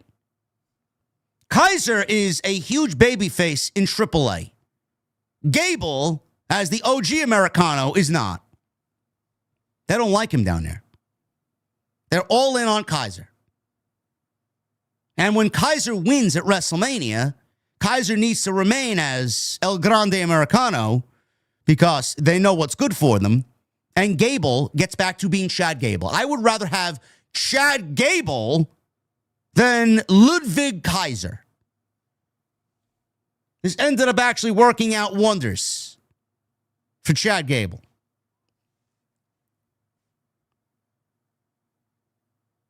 Penta, Theory, and Knight cut pre-tape promos, each giving their reasons why they're going to win the Elimination Chamber qualifier. Bayley, she said she would beat Natty and Asuka in her qualifier next week. She had a chance to redeem herself after what happened at WrestleMania last year. Byron Saxton interviewed Gunther after they showed a replay of him choking out Dragon Lee last week. Gunther knew Saxton was going to ask about Dragon Lee, but he couldn't care because his focus was solely on WrestleMania. Saxton mentioned his qualifying match next week. Gunther was well aware. His road to WrestleMania should have been cemented when he retired Goldberg, when he made John Cena tap out, and then when he ended the career of AJ Styles. Instead, his road to Mania starts next week. But no worry, the result would be the same, and he would walk out of WrestleMania the new WWE Champion. Whatever happens to Gunther in that match, they need to find a way to protect Gunther inside the Elimination Chamber. For all we know, Gunther's opponent at WrestleMania may be someone he shares the Elimination Chamber with. I'm looking at Randy Orton. Main event. LA Knight, Austin Theory, and Penta. This was an Elimination Chamber qualifying match. This actually was not bad. It only went 9 minutes. But this was not bad. Austin Theory took control early. And LA Knight starts fighting back. We go to this match was riddled with commercials. Before the match started, and then 2 minutes into the match, we got a commercial. And then mid-match, we got a commercial. Commercial after commercial after commercial. I don't know why that. I would opt to take a commercial somewhere else in the show if you leave the fucking main event alone, bro. Leave the main event alone.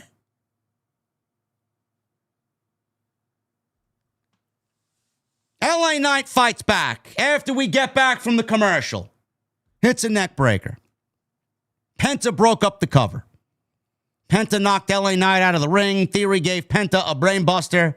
LA Knight hit Theory with a slingshot shoulder tackle from outside in. Clotheslined him back outside the ring. Bounced his head repeatedly off the announce desk. No DQ. LA Knight cut off a Penta dive attempt. Bounced him off the table as well. Theory dropped Knight into the middle turnbuckle, but LA Knight countered a rolling drop kick into a belly-to-back suplex. Penta nailed both guys with a flying crossbody before ending up super kicking Theory and then giving Knight a sling blade. Penta gave Theory a backstabber. LA Knight quickly broke up that cover. 2 count. LA Knight set up Penta for a superplex, but Theory got underneath them, brought them both down with a double power bomb. We saw this same spot in the women's match earlier. Knight responded with a reverse DDT, diving elbow drop on Theory. All of a sudden, Logan Paul and Bronson Reed ran out, so LA Knight knocked both of them off the apron. LA Knight went after Logan. Bronson Reed ran over LA Knight and gave him an elbow drop. Logan then distracted the referee, which, again, there's no DQs. Bronson Reed gave LA Knight a tsunami. This is where I thought that they might actually give it to Penta. Pierce ran out. He starts yelling at the Vision, and they were escorted up the aisle by security. Theory curb stomped LA Knight, was about to win. Penta broke up the cover by pulling Theory outside the ring. Theory dumped Penta over the announce desk, and that was the end of him. We never saw him again. All of a sudden, with Theory on the outside, the masked man suddenly appeared, dressed in his fucking ski mask and hoodie, super kicked Theory, and hit a curb stomp on the outside. The masked man then threw Theory back in the ring before he was chased away by the rest of the Vision into the crowd, which eliminated them. So Penta is out. The Vision chased this guy away, which left LA Knight and Austin Theory all alone in the ring. LA Knight gives Theory the BFT for the 1, 2, 3. LA Knight wins. He joins Randy Orton in the men's Elimination Chamber match. And that was Monday Night Raw. As cookie cutter as you could get, chat. As cookie cutter as you could get. I don't know what else you want me to say. The show was boring. The show takes no risks. The show is very predictable. And the show just not, it hasn't been good. It has not been good for weeks. The Elimination Chamber last year was the best show that WWE put on all year. I pray to the fucking gods of wrestling that they have some sort of major fucking angle, something big, something that's going to get people talking, happening in Chicago. This show absolutely cannot be just in, you give us the winners, and then out we go. Goodbye. Something needs to happen. We need something to talk about coming out of the Elimination Chamber. It's 2 weeks away. WWE is piecing together this card with 2 weeks to go. I understand that Rollins is out. Breakker's now out. Plans are going to change. Sometimes WWE operates best. It operates best when their backs are against the wall. I don't get it. I don't get that sense this year. I get a sense that they are very stressed. Ticket sales for WrestleMania are nowhere near they were last year because the show is fucking 25% more expensive to go to this year than it was last year. And if you guys heard the recent report, WWE is halting all watch-alongs in the casinos and at all the major sports and entertainment venues that are not Allegiant Stadium. So if you wanted to go and hang out with your buddies at the fucking pool bar, they're not going to be allowed to show WrestleMania. They want everybody to buy tickets to go because that's how desperate they are for tickets to be sold for this shit show. What does that tell you? What the fuck does that tell you? It means that they are worried. But you know what? I don't feel fucking sorry for them because they caused all of this by their own doing, by their own greed. It's disgusting. And you would think that the creative would be fucking good. That's why they announced Roman versus CM Punk so fucking early. Reigns isn't going to be on television for the next month. That's why they announced it so early. With this one match, they're hoping people decide to go. They're going to stall and they're going to wait and they're going to fucking toy with you for the rest of the shit. But as long as they got that, they're hoping that is the reason for people to go out there and buy tickets. But that's night 2. You got to give me night 1. Hopefully we'll find out what that is at the Elimination Chamber. Thank you guys very much for all your support. If you did enjoy today's live stream, make sure you guys sound off in the comments below. Let me know what you thought of Monday Night Raw. If you did enjoy the stream, also hit that thumbs up. And super chats are open. Again, the best way to support what I do here on the streams every single night. Tonight, we're sponsored by Turtle Beach. TurtleBeach.com/script. Use promo code SCRIPTS for 10% off. Tonight's show is once again sponsored by my great friends over at Turtle Beach. All right, before I go on another tear here on Black Ops 7 in Kill Confirmed, I'm playing on the map Den, which is one of my favorite maps in the game. I got to talk about something that's honestly become a part of my setup at this point, and that's the Turtle Beach Stealth 700 Gen 3 headset. Den is one of those maps where if you don't hear the footsteps early, you're already dead. There's no forgiveness here. Tight corners, constant flanks, chaos everywhere, and that's why I swear by this headset. I'm hearing people before they think they're being sneaky. Every reload, every sprint, every poor decision they make on the other side of that wall, I hear it all. And yeah, once again, I'm using my M8. I find this gun to be very comfortable to use. I'm scooping up tags, I'm pushing gunfights nonstop, and that's why I'm sitting here stacking up the kills. This isn't just me being good at Call of Duty. This is having an actual audio advantage. The Stealth 700 picks up crystal clear sound so well, it feels like cheating. You hear everything. Even if you've got the noise going on around you, the audio cuts right through very clean. Now let's talk about the comfort because I'm on long sessions. These memory foam ear cushions are unreal. I can wear this thing for hours and forget it's even on my head. No pressure, no soreness, nothing. It genuinely feels like a marshmallow pillow strapped to your ears, which is exactly what you want when you're locked in for marathon gaming. And the battery life, insane, 80 hours. We all know that one guy whose headset dies right before the match gets intense. That's never me. I don't think about charging this thing at all. With quick charge, when I do plug it in, I'm right back in business. One of my favorite features is the crossplay dual wireless transmitter. I can switch between console and PC with the press of a button. On top of that, I stay connected to my phone at the same time. Music, calls, whatever, without disconnecting from the game. It's seamless, and once you get used to it, you can't go back. And Turtle Beach doesn't just stop at headsets, controllers, keyboards, mice, racing, and flight gear. If you're upgrading your setup, they legitimately have everything, and it's all quality without ridiculously being overpriced. So if you want to dominate your lobbies, hear everything before it happens, and stay comfortable while doing it, this is the move. Head to turtlebeach.com/script and use promo code SCRIPT for 10% off your entire order. That's 10% off your order at turtlebeach.com with promo code SCRIPT.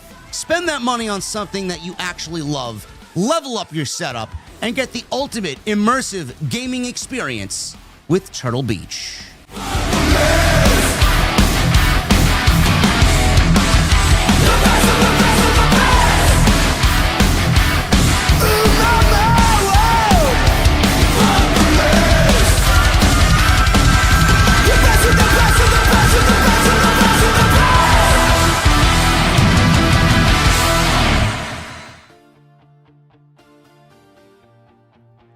Thank you guys for helping me out tonight, man. Help me out. turtlebeach.com/scripts. Promo code script at checkout. Go get yourself a nice headset, man.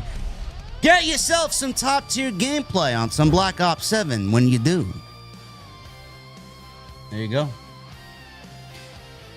Let's get into these super chats, and then I'm getting the hell out of here, man. Got to prep for TNT tomorrow with the Monster.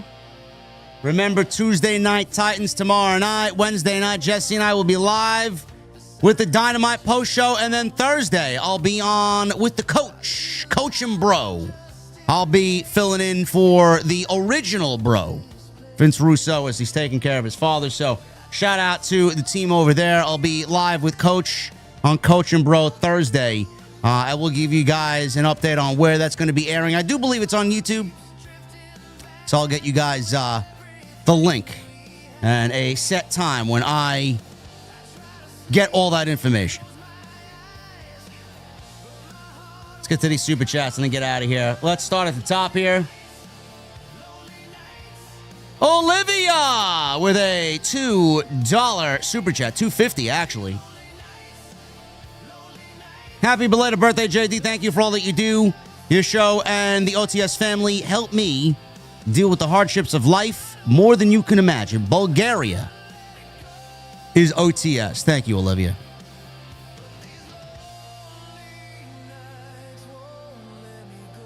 Michael Krause with a $2 super chat. JD, how was your birthday dinner? Let's go. Yeah. Dinner was good. Dinner was good. Me and Solid Monster, my brothers, went out to dinner. Jason got me a gift, which I will be showing you guys tomorrow on stream. He thinks he's a funny motherfucker. You guys are going to get a crack out of the gift he got me for my birthday. Michelle with a $5 super chat. Heard that Triple H has a WrestleMania card all set, but then ditched it before the Royal Rumble. Sounds like WrestleMania may be another shit show, especially if TKO is panicking over ticket sales.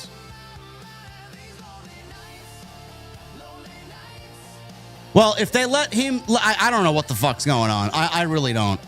The ticket sales are completely out of his control, bro. Triple H does not have anything to do with the ticket sales. He is strictly creative. But if he actually had the creative to back it up, I don't think people would mind paying to see the shows live. Good creative... Everything just feels better when there's good creative. The shows are better. None of that monetary garbage matters. If you give the fans a product that is worth paying for, it doesn't matter.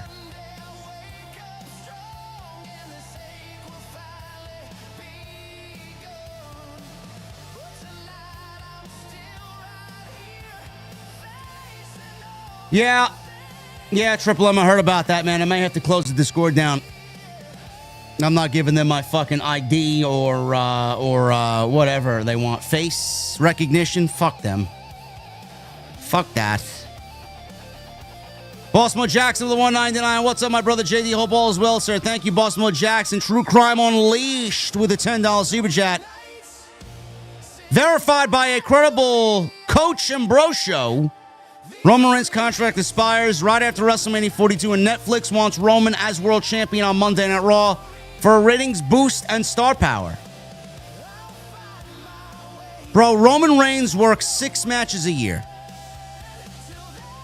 We do not need, and I repeat, do not need a temporary part-time world champion.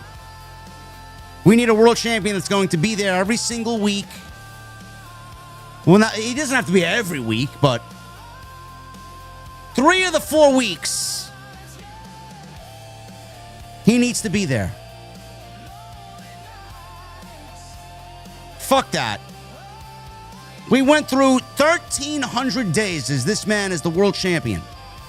And you want to go back to that again? To do what? Have Dominik Mysterio not defend the Intercontinental Championship for fucking 100 days? What is everybody going to be fighting over? Terrible idea. Bad, bad, bad move.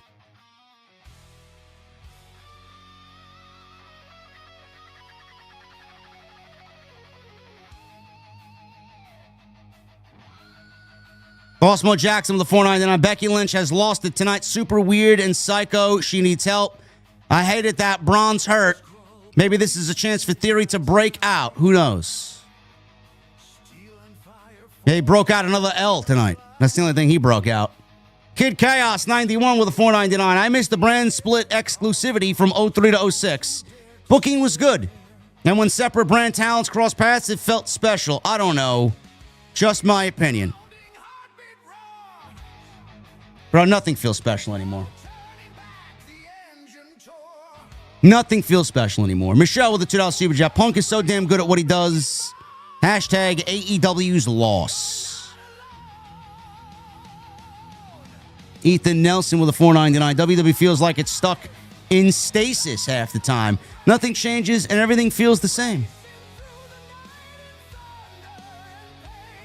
Caden with a $1.99. No message. Michael Krause with a 2. Can I get an LA Knight? Yeah. We'll get that chant going after the song, brother. Lenin Jimenez. 20 in Mexican pesos. Kit Wilson is the masked man. No, he is not.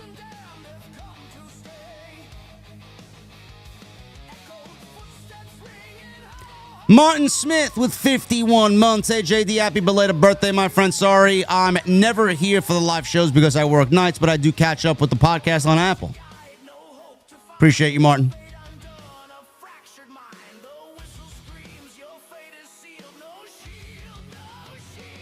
Hardy Punk with 12 months. Happy belated birthday, JD. OTS.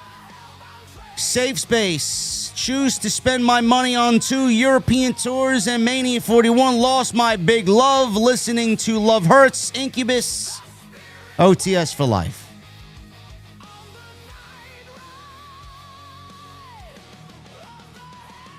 Gold Standard with a $5 super chat. Stop the botches, Jey Uso, please. Yeet.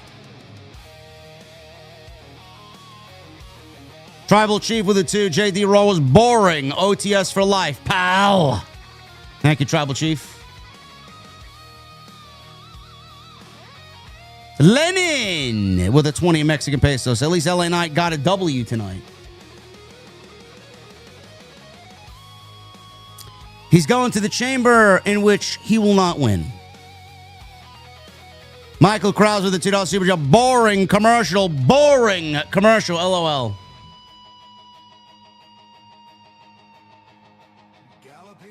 Main Event Crowley with a 39 months. I pray we get a good WrestleMania. Because this show is boring and that don't burn brain cells. If that don't burn brain cells, the commercials will. Yeah, there were a lot of commercials tonight. They supposedly were going to cut back on them from 12 to 10. I don't feel any difference.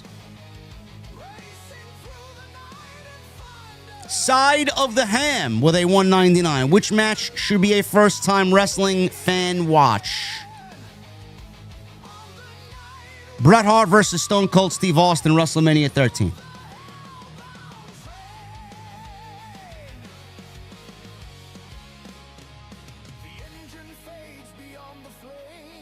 Brian Roberts with a $9.99. Definitely was a boring show with too many commercials. I would like to know your opinion on who the masked man is. Seth Rollins. They don't have him coming out doing a curb stomp and then not have it be Seth Rollins. They are pretty confident Rollins is going to be ready for Mania. And I said tonight, the fact that they ran it without Breakker there, I think they're confident that Breakker will be back as well. We just have to endure the same old shit until they both get back on TV at the same time.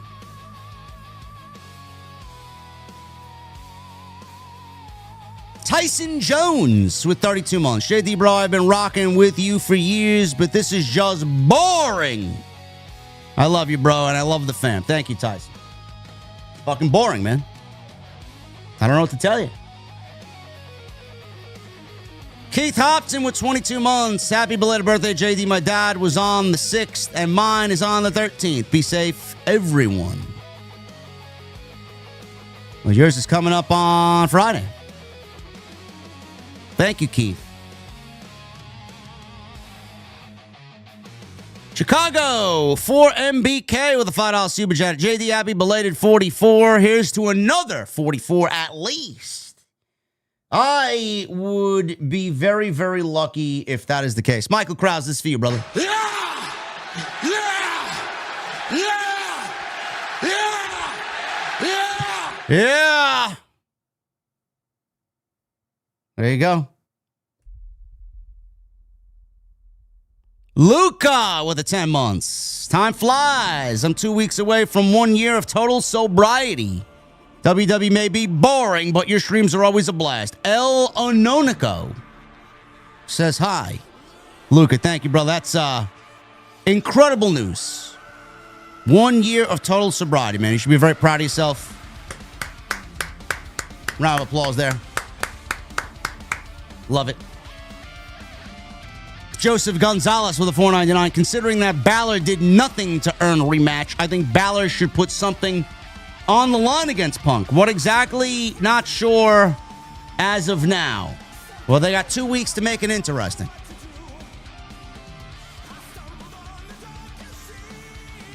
Robert Hurt with 59 months. Do you see Randy Orton winning the Chamber match, JD? I do not. If Cody gets in, Cody's winning it.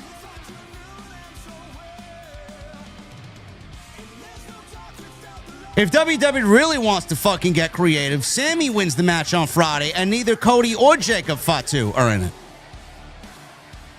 And they got to find a different way to get in there. Best in the world, Matt. $5 super chat. Best thing tonight was the Javon Evans tag match. I am on Team Americano all the way. Triple A is the best thing WWE has right now. Yes, because it feels like a takeover. It feels legitimately like an NXT production. The old NXT. NXT on Tuesday doesn't even feel like NXT. Tone Mooney with a $5 super chat. These days I find more story-driven progression viewing stop-motion action figure than I do while watching both WWE and AEW. OTS for life.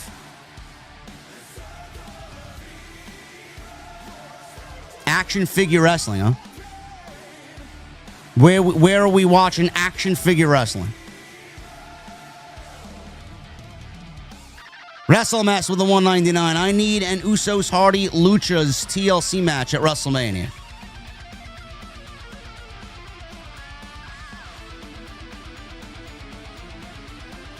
The WWE is allergic to getting Penta and Phoenix back together. Tony Brown with a $9.99. JD, I go back and forth between Liv and Stephanie on whom I'd lick the wrestling attire off of first. Listen, brother, you got some good taste. I'm going to have to ask you to calm down, though, okay? Thank you, Tony Brown. Sticks Boy with a $1.99. WWE injuries continue to climb. No one is safe. Chairshot Sports with a new membership. Thank you, Chairshot. Tone C with a $5 super chat. 120 on the game yesterday. Talk about boring. I fell asleep before halftime. Bro, I didn't watch a single fucking play. Guess who lucked out? This guy right here. Chairshot Sports with a $9.99. Longtime OTS fan. Do you think they swerve away from Cody winning the Chamber and maybe have Gunther win and move to SmackDown to take on Drew? Keep raising the bar. I'm always raising the bar, bro. Always. Gunther versus McIntyre would be a heel versus heel night one match. Do we really want to go with that? Do we really want to go with that? I don't want to go with that.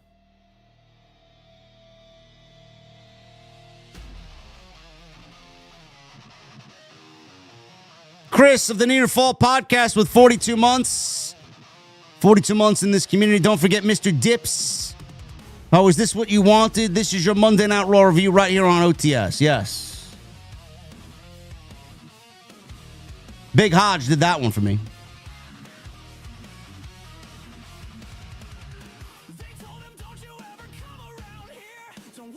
Chicago 4MB with a $2 super chat. I think it's a therapy gimmick with AJ Lee. I don't think she needs a therapy gimmick. I think she needs to actually speak like a human being. Big Serpent 92 with a $4.99. If you had the pen and you wanted, and what you wanted came true starting tomorrow, who would be your belt holders on both shows?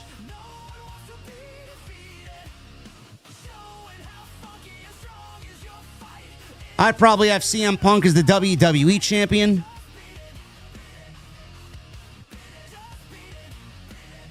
World Heavyweight Champion. I don't know. I'd probably run Gunther back, honestly.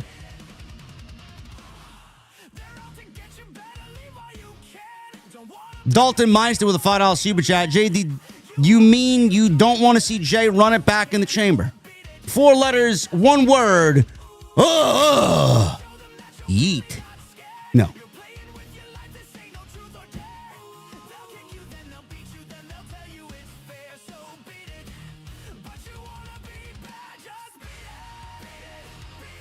For Illuminati with a $5 super chat, they got to be setting on Mask versus Mask Mania with Ludwig and Gable. They are. They have to. They have to. Double O 9.5 with a super chat. Bro, at this point, I look forward to your review more than the show live. Because I want to be entertained, not watch a fucking moment. Thank you, JD, and happy belated birthday, brother. Thank you, man. Double O 9.5. Thank you, bro.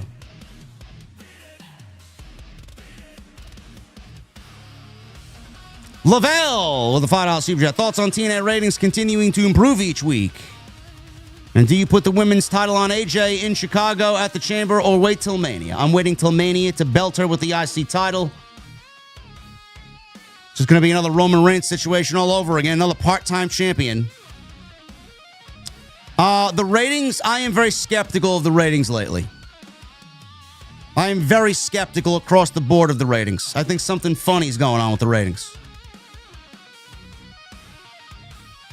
They must have made some changes to pro wrestling because everything is up now.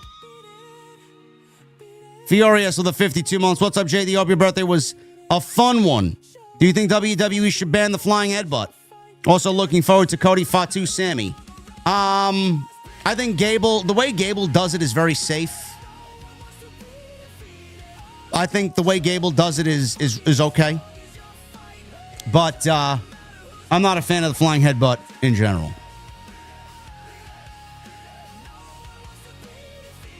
Joker Face with a $4.99. JD, did you see the Stranger Things Season 4 episode with Eddie playing Metallica Master of Puppets?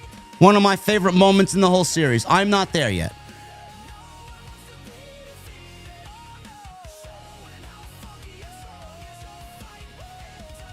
Michael Krause with the $2 super chat. Thank you for the chant, JD. Thank you, Michael.